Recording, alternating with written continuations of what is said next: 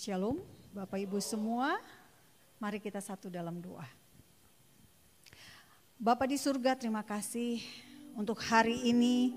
Terima kasih Tuhan, Engkau mengasihi kami. Terima kasih Tuhan, kami boleh menjadi anak-anak-Mu. Engkau Raja, pemilik seluruh langit, bumi dan isinya. Dan Engkau memilih kami sebagai anak-Mu. Terima kasih Tuhan, Engkau melayakkan kami Tuhan, untuk menyapa Engkau Bapa kami. Engkau Allah Abraham, Allah Ishak, Allah Yakub yang kami sembah sebagai Bapa. Dan Engkau memberikan Yesus Kristus, Yeshua HaMashiach sebagai juru selamat kami. Sebagai Raja yang akan datang memerintah. Dan kami Tuhan Engkau pilih untuk memerintah bersama dengan Yesus. Terima kasih Bapa untuk kasih karunia, untuk perkenanan yang Tuhan Engkau berikan. Terima kasih Bapa, kami berjalan dalam kasih karunia demi kasih karunia. Kami melangkah Tuhan karena penyertaan-Mu dari kemuliaan demi kemuliaan. Terima kasih untuk semuanya Tuhan.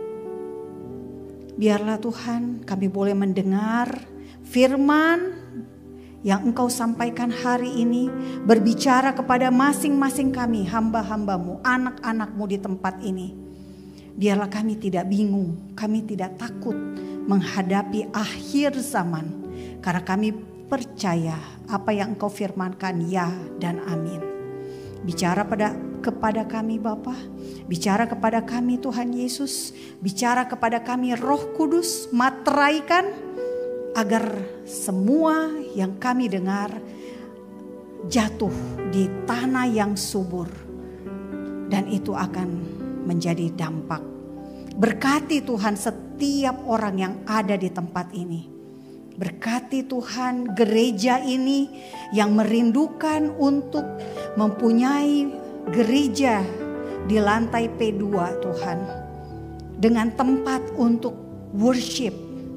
Dengan orang-orang yang datang untuk menjadi penyembah-penyembah dalam roh dan kebenaran. Bapa, kami minta kirimkan hiram-hiram Tuhan yang menyediakan segala kebutuhan. Seperti Engkau mengirimkan kepada Daud, kepada Salomo, Raja Hiram. Dengan kayu aras dari Lebanonnya Tuhan. Engkau sediakan Tuhan buat tempat ini. Hiram-hiram masa modern. Kami klaim dengan iman dalam nama Tuhan Yesus. Engkau gerakkan Tuhan hiram-hiram modern itu. Dan Engkau pakai untuk kemuliaan bagi nama-Mu. Kami perkatakan Tuhan, dari penyembahan, dari worship, dari pujian itu Tuhan, alam roh akan dimenangkan. Indonesia akan penuh dengan kemuliaan bagi nama Tuhan. Dan kami minta Tuhan, bangsa kami ini menjadi bangsa domba, bukan bangsa kambing. Utus kami Tuhan agar kami menjadi terang dan garam di mana kami berada. Kami berjalan dengan otoritas sebagai anak raja. Kami berjalan dengan otoritas kuasa Engkau, pemilik langit bumi dan isinya. Terima kasih Bapa, urapi mulut hamba-Mu ini.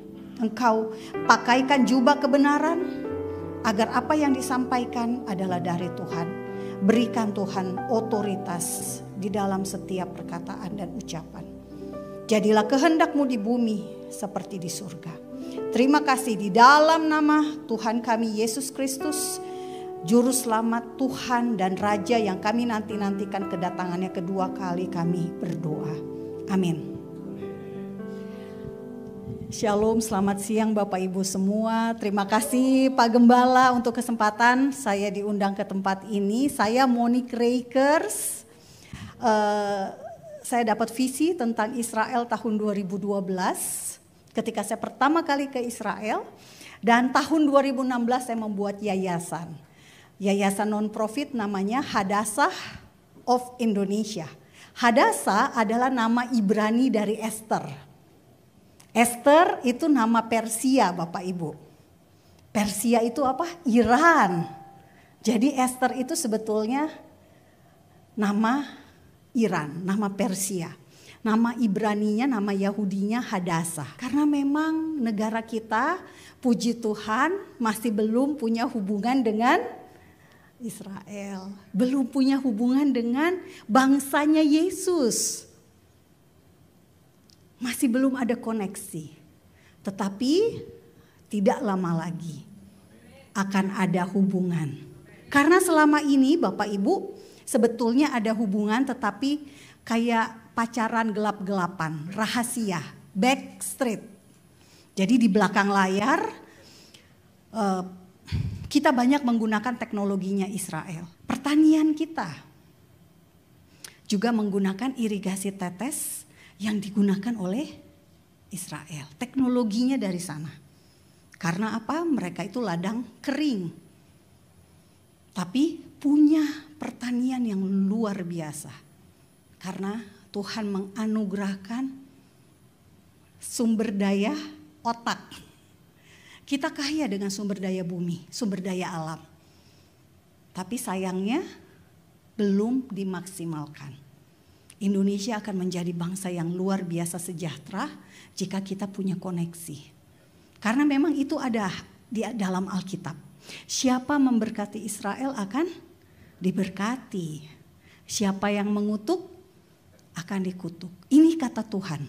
Selama Bapak Ibu percaya apa yang ada dalam firman Tuhan itu kebenaran, maka kita terima tanpa berdebat ya. Kita nggak mau dong Israelnya kayak gitu. Masa kita memberkati negara yang kayak gitu, perang mulu. Nah itu karena itu kita mau belajar hari ini Bapak Ibu.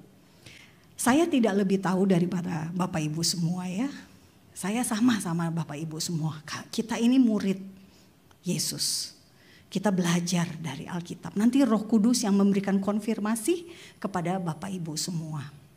Nah, tadi di kebaktian pagi saya bicara tentang penyesatan akhir zaman. Penyesatan yang saya maksud adalah bagaimana sekarang ini dunia mengubah narasi-narasi tentang Israel. Israel dikatakan penjajah. Israel dikatakan merebut tanah Palestina. Padahal itu adalah tanah Israel yang diberikan Tuhan kepada bangsa Israel. Penyesatan lainnya misalnya tentang Yerusalem.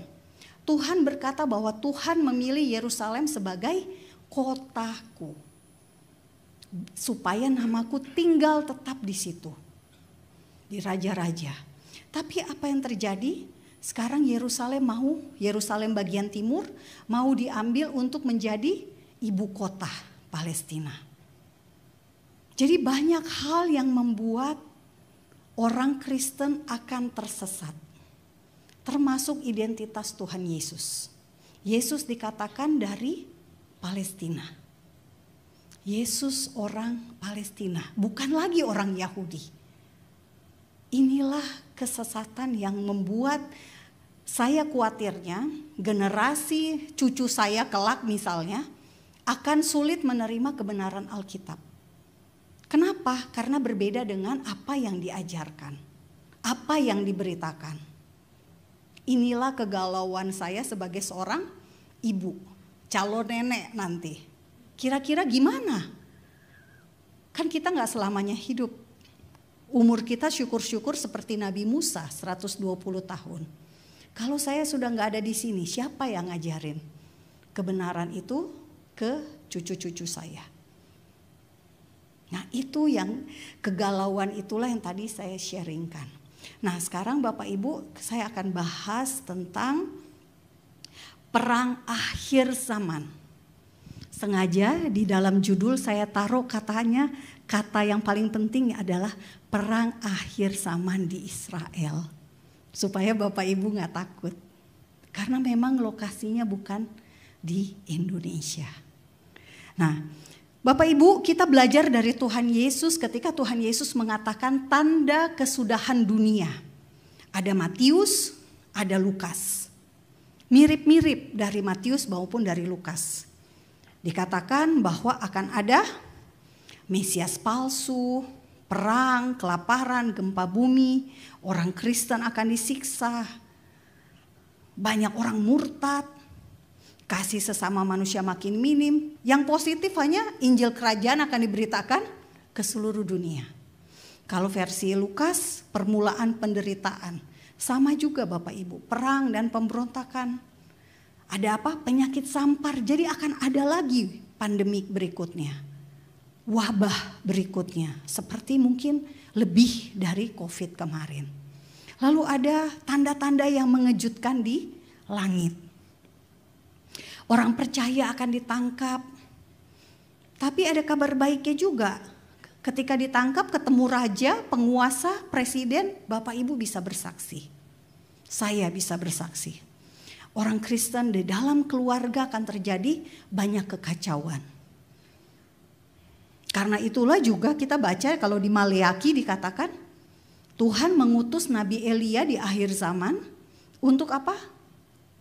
Memulihkan kembali hati bapa kepada anak dan anak kepada bapa. Harus ada pemulihan di dalam rumah tangga. Di tengah tanda-tanda jelek-jelek ini ada kabar baik. Pemulihan harus terjadi. Nah, saya mau ambil tentang perangnya Bapak Ibu. Perang yang akan terjadi di akhir zaman. Ngomong-ngomong tentang akhir zaman itu sebetulnya sejak Tuhan Yesus lahir 2000 tahun yang lalu Alkitab sudah mengatakan itulah akhir zaman. Jadi bukan masih nanti Bapak Ibu. Kita sudah di ujungnya akhir zaman. Nah, dari semua tanda yang jelek-jelek ini, tanda kesudahan dunia, permulaan penderitaan, Tuhan Yesus bicara tentang pohon ara yang bertunas. Pohon ara yang bertunas di Lukas 21 sampai 28 dari ayat 28 sampai 33 bicara tentang Israel. Ini bukan cocokologi Bapak Ibu, karena berdasarkan pemikiran Yahudi, pola pikir Yahudi, pohon ara itu melambangkan Israel secara nasional. Kita tahu di Alkitab ada pohon anggur, simbol-simbol ya. Pohon ara dan pohon zaitun. Pohon zaitun secara spiritual. Nah, secara nasional pohon ara. Natanael ketika bertemu dengan Yesus dikatakan apa? Saya melihat, kata Yesus kepada Natanael, saya melihat kamu duduk di bawah pohon ara. Lalu Natanael langsung berkata, engkau Mesias. Kok bisa gara-gara lihat duduk di bawah pohon ara? Terus langsung tahu bahwa Yesus itu Mesias. Karena idiom dalam Yahudi, dalam Yudaisme, duduk di bawah pohon ara itu adalah orang yang menantikan Mesias. Karena itu ketika Tuhan Yesus ngomong seperti itu, Natanael kaget. Dia pasti Mesias itu. Karena kok dia tahu saya menantikan Mesias. Dan kalau di bahasa-bahasa di Mika, Amos, Bapak Ibu lihat pohon ara itu melambangkan juga penderitaan. Tapi Tuhan Yesus ngomong perumpamaan, perhatikan pohon ara, apabila kamu melihat pohon itu bertunas, musim panas sudah dekat. Ini musim pohon ara memang dekat musim panas. Bertunas, Israel lahir kembali. Pohon-pohon lainnya itu apa Bapak Ibu? Israel lahir kembali tahun 1948. Negara-negara yang merdeka banyak sekali di kurun waktu itu. 1945 Indonesia, 1946, 47 dan seterusnya. Ada Yordania, ada Irak. Jadi ibaratnya kita nih pohon-pohon yang lain ikut bertunas di akhir zaman. Nah, yang penting Bapak Ibu kita ketahui, Israel lahir kembali dari kerajaan menjadi negara. Karena apa? Nubuat. Yesus yang mengatakan demikian. Yesus yang mengatakan bahwa inilah salah satu tanda. Demikian juga jika kamu melihat hal-hal itu terjadi, ketahuilah bahwa kerajaan Allah sudah dekat. Israel lahir 1948. Yesus bicara 2000 tahun yang lalu. Jadi apa? Sudah dekat. Nah, di dalam Alkitab ternyata banyak kisah perang. Bapak Ibu pasti sudah tahu. Israel keluar dari Mesir, langsung ketemunya perang. Selama 40 tahun di gurun mereka berkali-kali berperang.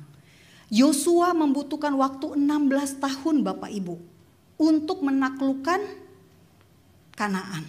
Padahal itu tanah yang dijanjikan Tuhan. Tapi Tuhan gak kasih gratis. Tuhan menyuruh Yosua berperang. Bayangin Bapak Ibu, padahal ini tanah perjanjian. Satu-satunya tanah yang dikasih kepada bangsa Israel. Itu pun harus direbut. 16 tahun Yosua berperang. Dan yang lebih membuat saya tercengang ya Bapak Ibu. Ketika Bapak Ibu mungkin ingat momen Yosua bertemu dengan panglima bala tentara Tuhan. Yosua tanya, di pihak mana engkau? Pihak saya atau pihak Kanaan nih? Dan jawabannya apa Bapak Ibu? Bukan. Lucu gak? Tuhan udah gak nyuruh saya masuk ke tanah Kanaan. Ketemu bala tentara, kok bala tentaranya gak bantuin. Malah bilangnya bukan. Karena apa? Karena peperangan itu bukan tentang berpihak kepada siapa. Dari kisah ini saya belajar bahwa ini tentang Tuhan. Ada kalanya Tuhan akan menolong bangsa Israel. Akhirnya apa yang terjadi? Bala tentara Tuhan itu memberitahukan apa yang harus Yosua lakukan untuk meruntuhkan tembok Yeriko. Tapi ada kalanya Tuhan berpihak kepada musuhnya bangsa Israel sebagai hukuman untuk bangsa Israel itu. Contoh, Yerusalem jatuh pertama kali di tangan Babilonia. Orang yang tidak mengenal Tuhan pada tahun 586 sebelum Masehi. Mereka dibuang selama 70 tahun. Dari situ kita kenal Daniel, Esther, Nehemia, Yehezkiel. Yehezkiel juga ikut dibuang Bapak Ibu ke pembuangan. Ada kalanya Tuhan tidak berpihak kepada Israel untuk mengajari bangsa Israel. Nah, kita lihat nubuat perang pada akhir zaman yang ada di Daniel dan Yesaya. Di Daniel dikatakan dan sampai pada akhir zaman akan ada peperangan dan pemusnahan seperti telah ditetapkan. Lalu Nabi Yesaya berkata, ada suara keramaian di atas gunung-gunung seperti suara kumpulan orang yang besar jumlahnya. Suara kegaduhan dari kerajaan-kerajaan, dari bangsa-bangsa yang berkumpul. Tuhan semesta alam sedang memeriksa pasukan perang. Merataplah sebab hari Tuhan sudah dekat. Datangnya sebagai pemusnahan dari Yang Maha Kuasa. Bicara tentang peperangan, bicara tentang pemusnahan. Hari Tuhan.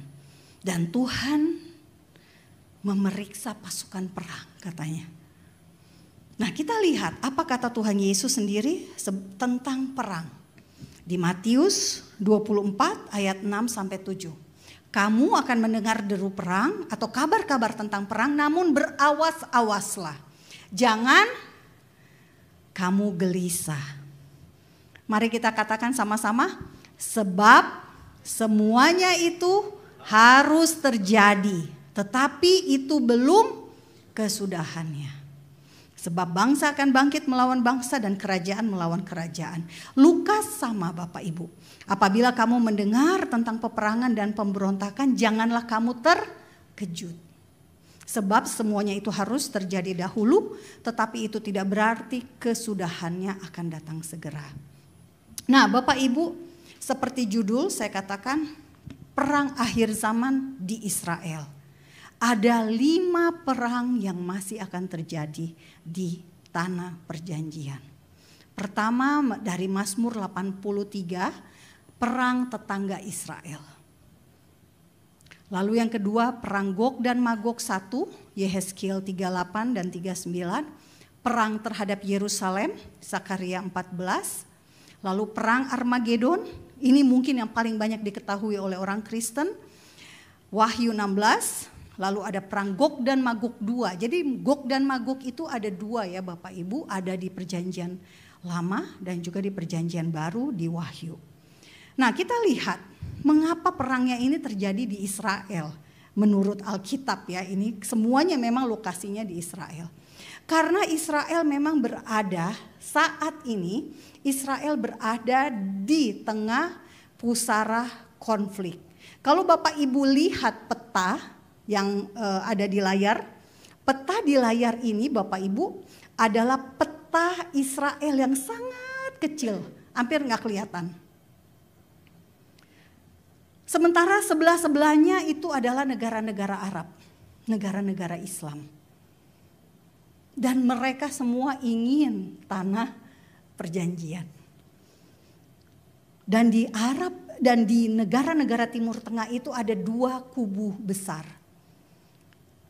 Dua-duanya Islam, Islam Sunni di bawah Arab Saudi, Islam Syiah di bawah Iran. Indonesia adalah Islam Sunni. Sunni dan Syiah itu 2 aliran yang berbeda, yang bertentangan. Nah, kita lihat apa yang sudah terjadi Bapak Ibu. Ini contoh bagaimana roket masuk ke wilayah Israel dan dicegat oleh Iron Dome.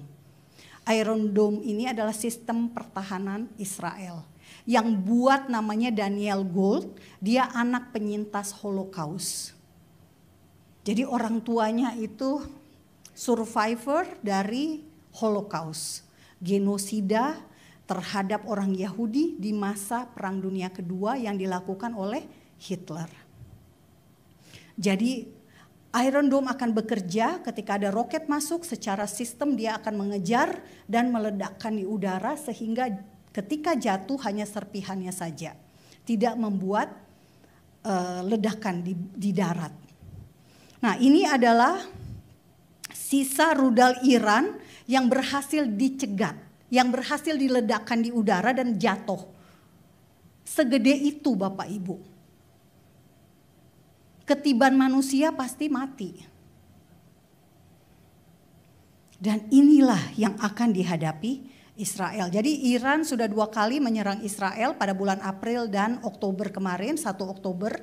Dan yang sebelah kanan Bapak Ibu itu jatuhnya dekat Laut Mati.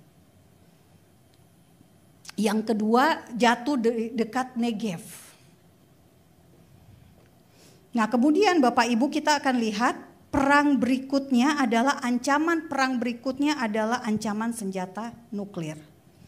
Ancaman senjata nuklir ini sangat serius. Karena kita ingat Hiroshima dan Nagasaki seperti apa Bapak Ibu. Hiroshima dan Nagasaki itu dampak dari bom atom itu bisa bertahun-tahun ya. Dan Iran mengembangkan senjata nuklir. Bukan nuklir untuk listrik, tapi nuklir untuk senjata.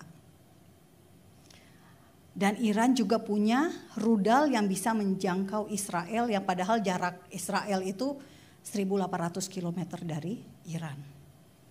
Nah, ini tantangan ke depan Bapak Ibu. Tantangan yang akan dihadapi oleh Israel. Perang yang akan datang. Perang yang memang ada di Alkitab. Nah, kita lihat perang tetangga Israel. Perang tetangga Israel ada yang bilang ini sudah terjadi.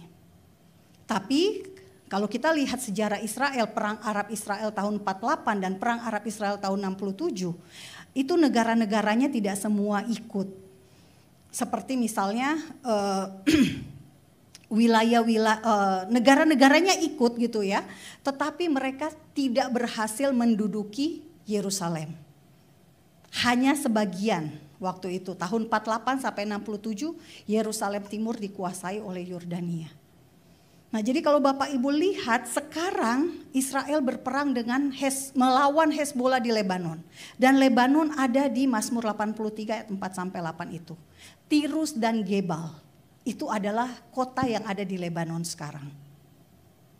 Dan seharusnya wilayah-wilayah, sebagian wilayah Lebanon itu adalah wilayah untuk suku Asher. Tapi mereka males, mereka tidak menyerang.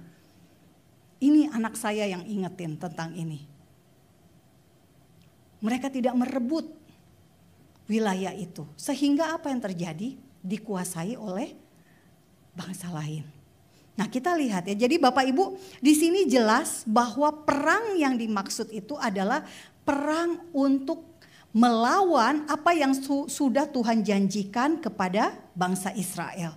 Dalam perjanjian kepada bangsa Israel, Tuhan memberikan wilayah yang jelas ya. Wilayahnya sudah ada batas barat, timur, utara dan selatan. Nah, kemudian perang berikutnya adalah perang Gog dan Magog. Ini belum terjadi Bapak Ibu.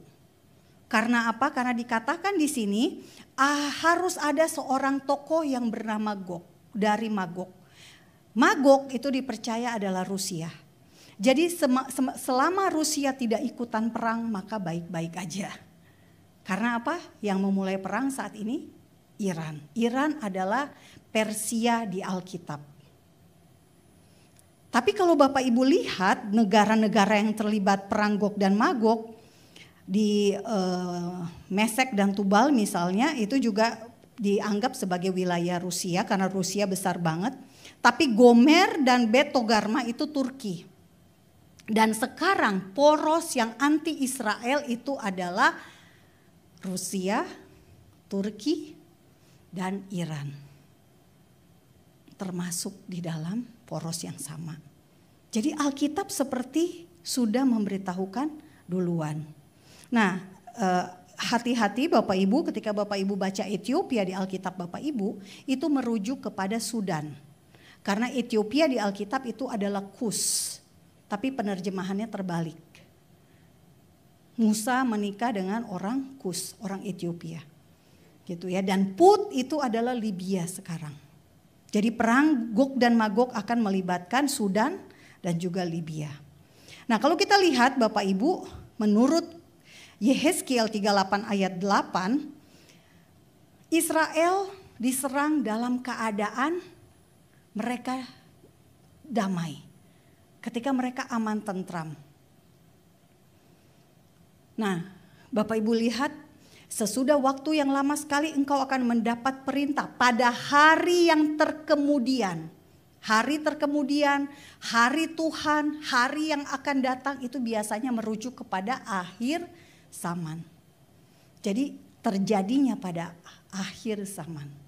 Israel dalam keadaan damai dan Gog ini muncul.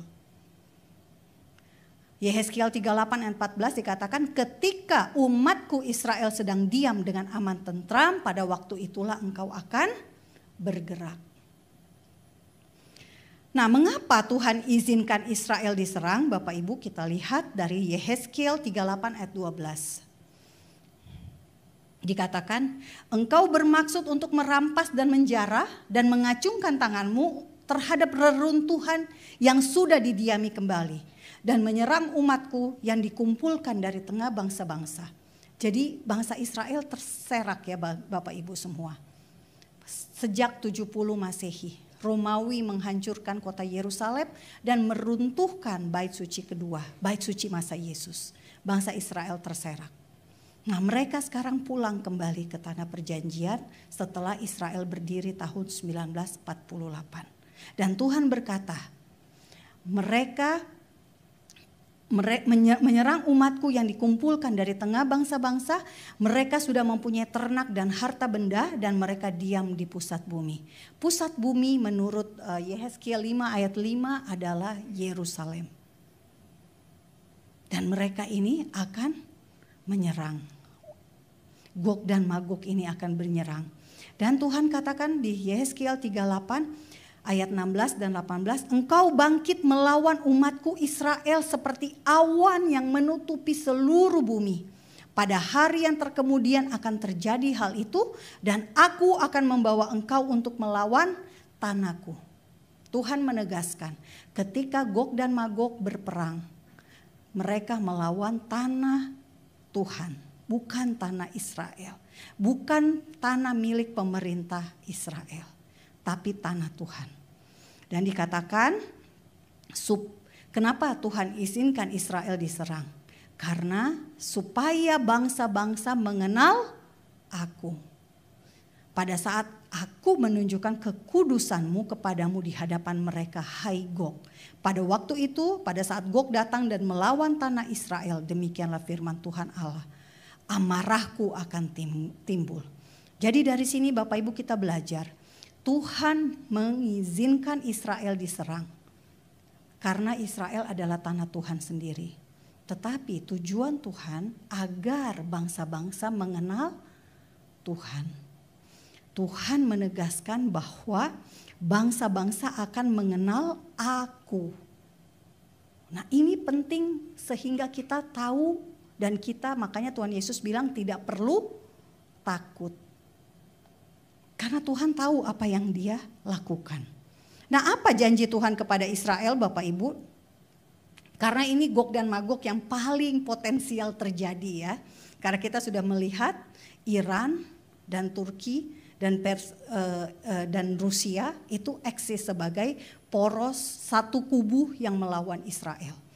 Janji Tuhan kepada Israel adalah, aku akan menunjukkan kebesaranku dan kekudusanku dan menyatakan diriku di hadapan bangsa-bangsa yang banyak dan mereka mengetahui bahwa akulah Tuhan. Yehezkiel 38 ayat 23. Yehezkiel 39 ayat 13 juga demikian mengatakan menjadikan dan seluruh penduduk negeri turut menguburnya dan hal itu menjadikan mereka kenamaan pada hari aku menyatakan kemuliaanku. Dan buat Israel sendiri, mereka akan mengetahui akulah Tuhan.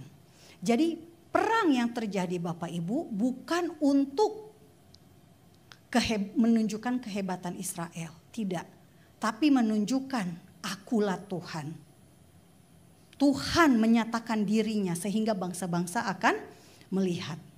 Dan sebetulnya itu sudah terjadi Bapak Ibu. Ketika Iran menyerang Israel 2 kali. Dan dua-duanya tidak ada satu korban pun yang tewas di Israel. Yang tewas pertama adalah orang Arab Beduin. Yang kedua pekerja dari Gaza tinggal di Yeriko. Padahal Yeriko itu sekarang sudah jadi milik Palestina. Tidak ada satupun orang Yahudi yang kena roket, rudal, drone dari Iran. Orang-orang Arab melihat itu semua. Mereka langsung terkagum-kagum pada Israel. Kita harus doakan agar mereka kenal Tuhan yang disembah Israel. Tuhan yang sama dengan yang kita sembah. Mereka menyebutnya Tuhan Israel itu Bapa, Abah. Kita juga menyembah Tuhan, kita sebutnya Abah. Sama. Yang ketiga Bapak Ibu adalah perang terhadap Yerusalem. Sakaria 14 ayat 2, aku akan mengumpulkan segala bangsa untuk memerangi Yerusalem. Kota itu akan direbut. Siapa yang menggerakkan? Tuhan Bapak Ibu. Tuhan sendiri yang membuat Yerusalem diserang. Sakaria 14 ayat 3, kemudian Tuhan akan maju berperang melawan bangsa-bangsa seperti ia berperang pada hari pertempuran. Tuhan juga yang turun tangan, bukan Amerika, bukan tentara Israel. Bukan pasukan perdamaian PBB, tapi Tuhan. Sakaria 14 ayat 4, pada waktu itu kakinya akan berjejak di Bukit Zaitun yang terletak di depan Yerusalem di sebelah timur. Bukit Zaitun akan terbelah 2 dari timur ke barat sehingga terjadi suatu lembah yang sangat besar. Setengah dari bukit itu akan bergeser ke utara dan setengah lagi ke selatan. Tuhan akan membela kotanya sendiri. Next. Apa yang memicu perang Yerusalem? Tidak lain tidak bukan Bapak Ibu adalah bait suci ketiga. Bait suci ketiga akan berdiri karena ada perjanjian damai palsu yang terjadi antara Israel dengan negara-negara yang diduga adalah negara-negara Arab. Menurut Alkitab ya, kita tidak bahas politik, tapi kita lihat apa yang Alkitab katakan. Dikatakan di Daniel 9 ayat 27, raja itu akan membuat perjanjian itu menjadi berat bagi banyak orang selama 1 kali 7 masa tribulasi. Dan Yesaya menegaskan bahwa perjanjianmu dengan maut itu akan ditiadakan. Dan persetujuanmu dengan dunia orang mati itu tidak akan tetap berlaku. Ini tidak ada Tuhannya di sini Bapak Ibu. Tuhan tidak menggerakkan Israel melakukan perjanjian, tetapi Israel akan melakukan keputusannya sendiri. Makanya Tuhan bilang perjanjian dengan maut. Perjanjian dengan maut ini yang akan mendorong terjadinya tribulasi. Apakah Bapak Ibu akan ada di tribulasi? Tidak. Bapak Ibu tidak akan ada di tribulasi. Karena itu kita perlu tahu firman Tuhan. Supaya kita tidak bingung, kita tidak galau di akhir zaman ini. Bagian di Alkitab kita banyak yang merujuk untuk Israel saja Bapak Ibu. Saya mengasihi Israel, tetapi saya juga harus katakan bahwa ada hal-hal yang memang mereka harus alami. Karena mereka tidak percaya Yesus. Mereka harus diproses. Sehingga mereka berteriak, Hosana, Tuhan selamatkan kami. Itu yang ada di Alkitab kita. Kita lihat Bapak Ibu, mohon kesabarannya sudah hampir. Hukuman terhadap penyerang Yerusalem. Apa yang Tuhan lakukan? Meskipun terjadi perang dan tadi Tuhan katakan, aku akan gitu ya. Melakukan. Nah, Tuhan katakan di Sakaria 12 ayat 3. Maka pada waktu itu aku akan membuat Yerusalem menjadi batu untuk diangkat bagi segala bangsa. Siapa yang mengangkatnya pastilah mendapat luka parah. Segala bangsa di bumi akan berkumpul melawan Yerusalem. Segala bangsa di bumi. Kemungkinan besar Indonesia akan akan termasuk segala bangsa itu. Sakaria 14 ayat 12 sampai 15 adalah hukuman terhadap negara-negara yang menyerang Yerusalem. Dan kalau Bapak Ibu lihat deskripsinya, itu mirip dengan korban nuklir. Ketika Chernobyl meledak, Uni Soviet ya, reaktor nuklirnya meledak, maka mereka akan mengalami seperti yang tertulis di Sakaria 14 ayat 12 sampai 15. Mata menjadi busuk, lidah menjadi busuk, dan sebagainya. Itu ciri-ciri korban nuklir. Ini hukuman yang akan terjadi. Akan ada tulah. Tapi ini hukuman untuk musuh-musuh Israel. Nah, kemudian kita lihat perang keempat, perang Armagedon. Perang Armagedon adalah perang yang terjadi di sebuah bukit namanya Bukit Megido. Har itu bukit. Bukit Megido di Israel. Letaknya gak jauh dari Yerusalem. Perang Armagedon ini adalah perang yang juga hanya ada di Alkitab Perjanjian Baru Bapak Ibu. Tetapi lokasinya di Israel. Karena itulah kita perlu mengetahui apa yang terjadi di Israel. Gitu ya. Karena apa? Karena perang ini ada di Wahyu, tidak ada di Alkitab Perjanjian Lama yang dibaca oleh orang Israel, orang Yahudi. Alkitab Perjanjian Lama itu Hebrew Bible tidak menceritakan tentang perang Armagedon. Jadi kita yang Kristen yang tahu.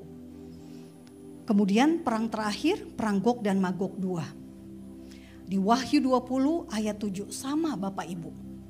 Hebrew Bible, Alkitab orang Yahudi juga tidak membahas tentang perang Gog dan Magog yang kedua. Dan setelah masa 1000 tahun berakhir, iblis akan dilemparkan dari penjaranya. Dan ia akan pergi menyesatkan bangsa-bangsa ke 4 penjuru bumi, yaitu Gog dan Magog. Mengumpulkan mereka untuk berperang dan jumlah mereka sama dengan banyaknya pasir di laut. Maka naiklah mereka ke seluruh daratan bumi, lalu mengepung perkemahan tentara orang-orang kudus dan kota yang dikasihi itu. Kota yang dikasihi Tuhan apa Bapak Ibu? Yerusalem. Makanya Yesus menangisi Yerusalem. Gog dan Magog 2 ini terjadi setelah masa kerajaan 1000 tahun. Bapak Ibu, saya akan ada di kerajaan 1000 tahun. Amin. Nah, jadi kita orang Kristen, kita gak akan mengalami perang dong. Jangan salah Bapak Ibu. Ada perang terhadap pengikut Yesus. Kita lihat. Merujuk pada Alkitab ya. Sekali lagi kita back to the Bible. Dasarnya adalah Alkitab. Perang binatang itu, the beast, melawan orang-orang kudus. Wahyu 13 ayat 7. Lalu ada lagi, the beast melawan anak domba, melawan Yesus.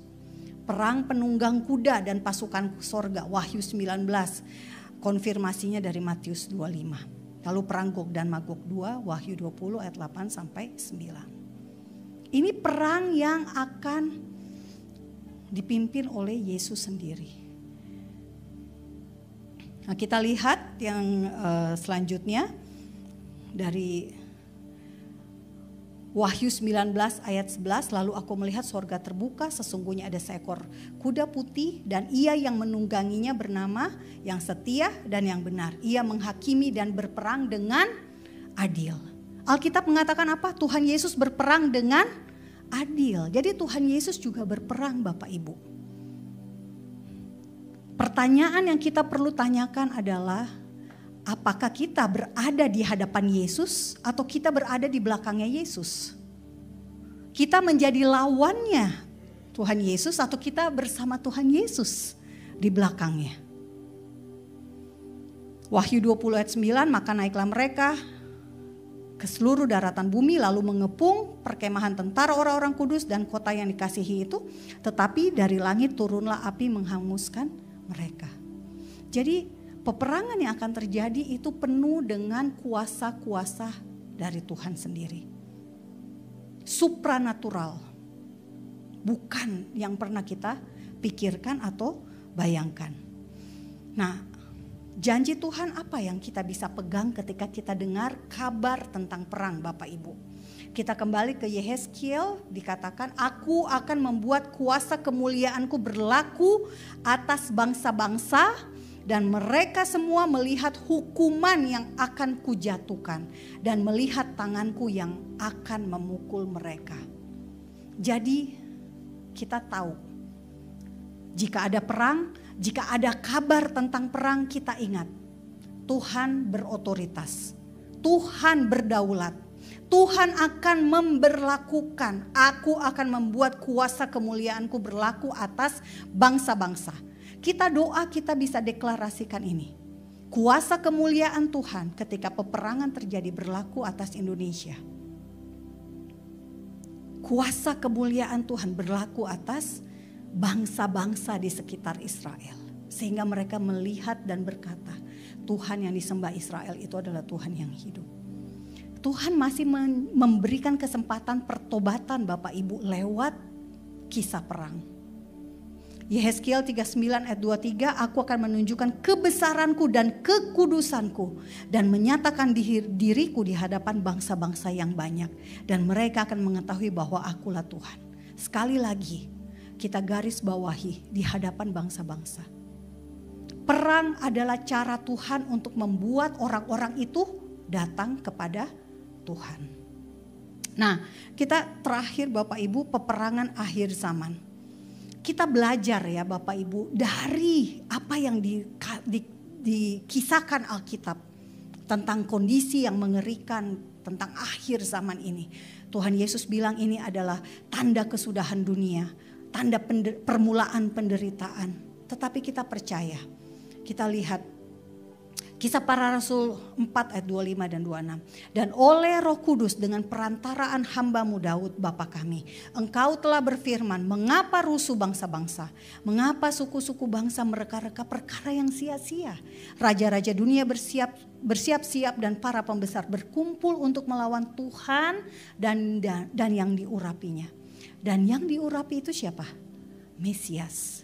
Mesias itu artinya dalam bahasa Ibrani, Mesaya itu artinya yang diurapi. Jadi semua peperangan yang terjadi itu tujuannya untuk melawan Tuhan dan melawan Yesus. Kita lihat pada masa perjanjian lama, iblis berusaha memusnahkan bangsa Israel karena Tuhan Yesus mau datang ke dunia untuk pertama kali. Lahir sebagai manusia menjadi juru selamat. Makanya Israel diperangi terus agar punah. Tetapi firman Tuhan tidak pernah gagal. Yesus harus lahir. Dan Yesus akhirnya datang. Pada masa akhir zaman ini, sekarang ini Bapak Ibu, iblis berusaha membinasakan tanah Israel karena apa? Karena Yesus akan datang kembali ke Yerusalem. Di tanah Israel untuk menjadi raja. Peperangan yang sesungguhnya adalah peperangan spiritual. Peperangan yang kita lihat dengan mata kita itu adalah sebetulnya adalah antara Tuhan dengan iblis. Nah, apa yang bisa kita lakukan? Untuk bangsa Israel kita berdoa untuk damai Bapak Ibu. Mazmur 122 ayat 6. Kita menjadi pengintai untuk Yerusalem. Mengingatkan Tuhan pada Sion. Bapak Ibu bisa baca ayatnya secara utuh. Lalu kita bisa menghibur umat Israel. Hiburkan umatku. Di masa perang ini begitu banyak orang kehilangan anak, kehilangan suami. Karena mati di medan perang. Mati melawan terorisme. Melawan teroris. Mereka dalam keadaan duka cita. Ketika kita datang, kita berkata, kami mengasihimu. Boleh kami berdoa dalam nama Yesus. Itu adalah penginjilan yang sangat efektif. Bentuk kasih yang sungguh nyata adalah ketika kita datang dan berdoa buat mereka. Dan mereka tahu kita berdoa dengan nama Mesias mereka yang belum mereka kenal. Yang ketiga, kita mendukung mereka pulang kembali ke tanah perjanjian. Karena memang itu tugas kita. Yesaya 49 ayat 22. Tugas orang percaya menggendong anak-anak orang Yahudi pulang kembali ke tanah perjanjian. Agar ketika mereka sudah sampai di tanah perjanjian, terjadi pencurahan Roh Kudus terakhir. Sakaria 12 ayat 10. Pencurahan Roh Kudus terakhir terjadi di Yerusalem. Ketika Roh Kudus terakhir itu turun dalam bentuk mereka matanya terbuka dan mereka melihat Yesus sebagai Tuhan. Mereka melihat, mengenali Yesus sebagai Mesias. Lalu Bapak Ibu, apa yang harus kita lakukan untuk diri kita sendiri? Perkatakan janjinya, Yosua 1 ayat 8. Di tengah situasi penuh dengan kabar-kabar tentang perang, paling baik adalah kita memperkatakan janjinya. Seperti yang tadi, janji-janji bahwa Tuhan yang akan menyatakan kemuliaannya, kuasanya di tengah situasi perang kepada bangsa-bangsa. Bapak Ibu semua diutus sebagai terang itu di tengah bangsa kita Indonesia. Bapak Ibu adalah pembawa damai, jadilah pembawa damai kata Yesus. Berjaga-jaga. Berjaga-jaga karena kita tidak tahu kapan ini terjadi. Bisa besok, bisa lusa, mungkin masih 100 tahun lagi. Tetapi mau besok, mau 100 tahun lagi, kita punya akhir sama semua Bapak Ibu. Kalau kita mati hari ini, kita akan dibangkitkan. Bersama-sama dengan mereka yang 100 tahun lagi akan diangkat. Jadi gak ada yang kecepatan, gak ada yang terlambat. Semuanya sama ketemu Tuhannya gitu ya. Berjaga-jaga. Dan yang terakhir Wahyu 21 ayat 7 menjadi pemenang. Kita punya peperangan kita sendiri di dalam kehidupan kita. Peperangan-peperangan kecil yang kita lalui setiap hari. Peperangan-peperangan yang mungkin memang bukan medan perang ya. Bukan di Gaza, bukan di Lebanon, bukan Bapak Ibu pergi ke negara tertentu untuk berperang, tidak. Peperangan Bapak Ibu yang Bapak Ibu hadapi tiap hari itu sungguh nyata. Karena apa? Iblis adalah bapa segala dusta. Tujuan iblis mencari sebanyak mungkin teman untuk masuk ke lautan api. Lautan api yang diciptakan untuk iblis. Untuk binatang, untuk satan, bukan untuk manusia. Nah, tugas kita inilah Bapak Ibu, untuk kita tidak terpedaya oleh bapa segala dusta. Bapa segala dusta ini ingin kita percaya dengan apa kata orang, apa kata dunia, apa kata berita. Tapi firman Tuhan Bapak Ibu mungkin bisa lupakan. Nah, karena itu Bapak Ibu, peperangan kita setiap hari adalah bagaimana kita mengakui ketika kita berjalan bersama dengan Tuhan. Kita tahu Tuhanlah yang berperang bagi kita. Untuk bangsa Israel aja, satu bangsa itu meskipun mereka punya sistem pertahanan yang bagus dan sebagainya, Tuhan tetap turun tangan kok. Jadi siapa kita gitu loh. Kita harus mengakui, mendeklarasikan di dalam hidup kita bahwa peperangan yang saya lalui hari ini adalah it's yours.